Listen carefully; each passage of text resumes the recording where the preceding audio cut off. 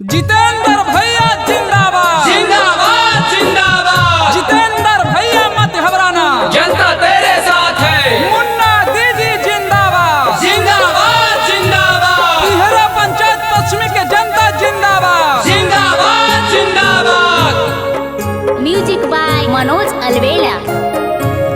अगमाई हमारा जितेंद्र भैया गरीब बन के सनम जी आज सुनल ही यही पिहरा पश्चिमी पंचायत में न के नम जी आज बड़ी न के नम जी गरीब बन के सनम जी आज फिर से बनई है चाची जितेंद्र भैया के मुखिया जी आज सुनल ही यही पिहरा पश्चिमी पंचायत में न के नमवा दिया जी।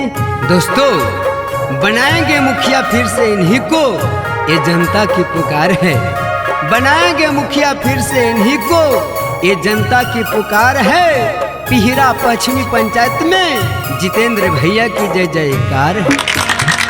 तिहरा पंचायत पश्चिमी का मुखिया कैसा हो, जितेंद्र भैया जैसा हो। तिहरा पंचायत के जनता जिंदाबाद जिंदाबाद जिंदाबाद। जितेंद्र भैया जिंदाबाद जिंदाबाद जिंदाबाद। अगमाई बीरधा पेंशन दिल थुन इंदराया बासजी आज नाली गाली रोड दिल थुन कार चच बिसबासजी आज कार चच बिसबास कार हाथ सबला खास जी जितेंद्र भैया के जीतई है चाची है कार थुन विकास जी आज जानता कैसे बकर खातिर हाथुन हरदम तैयार जी आज। दोस्तों, चौमुखी विकास होगा यही मेरा इरादा है। चौमुखी विकास होगा यही मेरा इरादा है। सबका सपना पूरा होगा यही मेरा वादा है। जितेंद्र भैया जिंदाबाद जिंदाबाद जिंदाबाद। जितेंद्र भैया मत घबराना, जनता तेरे साथ है।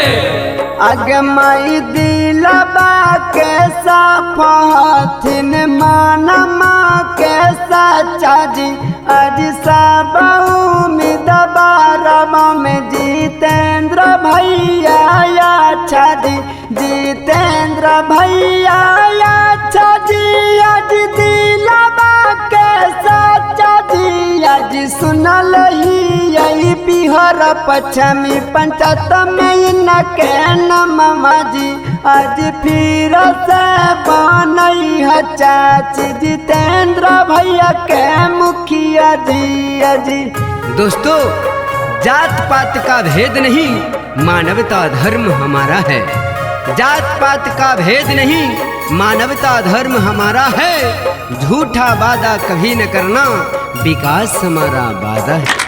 मुन्ना दीदी जिंदाबाद जिंदाबाद जिंदाबाद। तिहरा पंचायत पश्चिमी के जनता जिंदाबाद जिंदाबाद जिंदाबाद। जितेंद्र भैया जिंदाबाद जिंदाबाद जिंदाबाद। जितेंद्र भैया मत घबराना, जनता तेरे साथ है।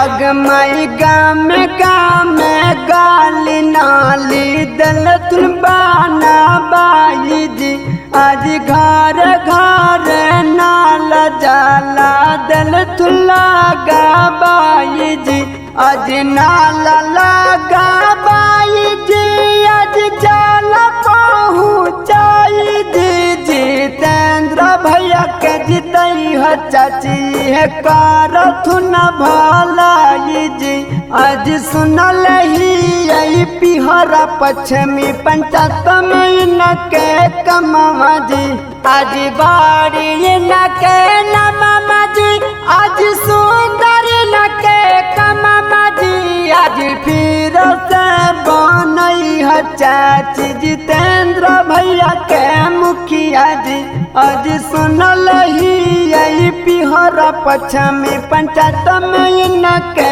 नाम जी आज फिर से बनई है चाचा जितेंद्र भैया के मुखिया जी।